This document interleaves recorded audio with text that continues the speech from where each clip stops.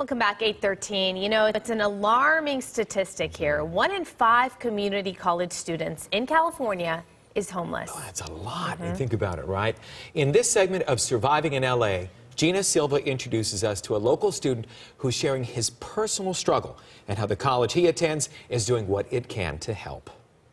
The experience was dreadful. It had an effect on me that I thought I wouldn't come back from. I had to keep kind of like pushing myself or telling myself that I can do it. Cypress College student Nicholas Currington is focused on succeeding, but having no home and living in his car made it extremely difficult.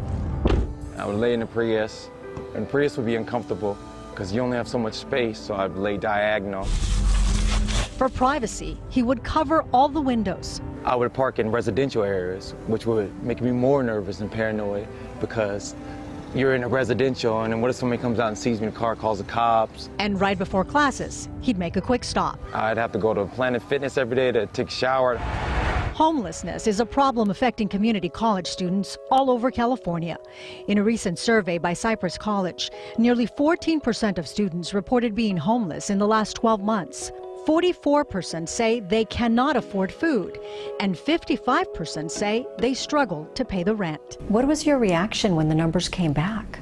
I wasn't entirely shocked because we had seen this coming, and that's one of the reasons we participated in the survey. We really wanted to get a much better understanding of what our students were experiencing. Dr. Joanna Schilling is the president of Cypress College. She says the school is doing everything it can to help those students who are struggling. We want our students to feel that we are invested in their success, and their journey is our journey. That's why the school has established a food bank on campus. The pasta sauce is going to be located over there. With the help of the community-based organization Pathways of Hope, the pantry at Cypress College is filled with a large selection of food. Bread we have a good quantity of right now, so they can take a nice fresh loaf of bread up here. How can you be successful in school and in class if you haven't eaten that day?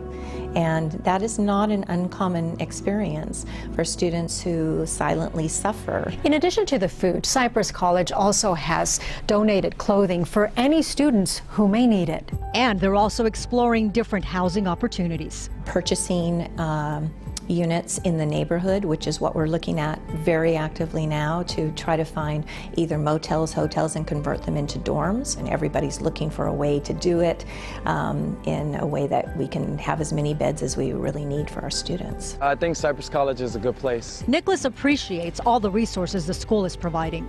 They've allowed me to be more productive, have stability, and just thrive. And thanks to a friend, he's no longer homeless. He rents a room for only $250 a month. That's a blessing. I couldn't believe something like that.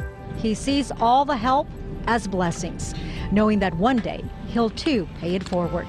But for now, he's got to get going. You gotta go to work, get the money, or live gets the world.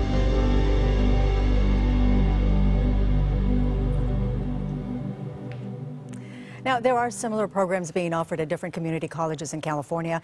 Legislators are also looking at a bill that would create $1.5 billion in financial aid to help students pay for rent, food, and transportation.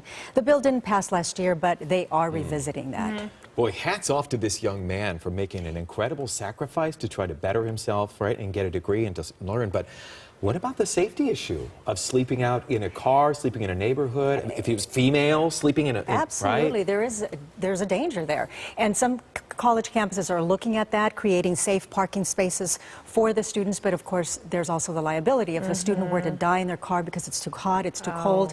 Would the school be responsible? So they're looking at different options. Wow. And tomorrow, we're excited about this one. We're taking a look at Every Table. It is a business that's bringing food, healthy food, at affordable prices to areas that are considered food deserts. That not a lot of access to healthy food. So it's really good stuff. Really good, Gina. Thank you. And what a great program. Pathways of Hope. Pathways of Hope. Yes. There it is. Thank you. Looking forward to tomorrow.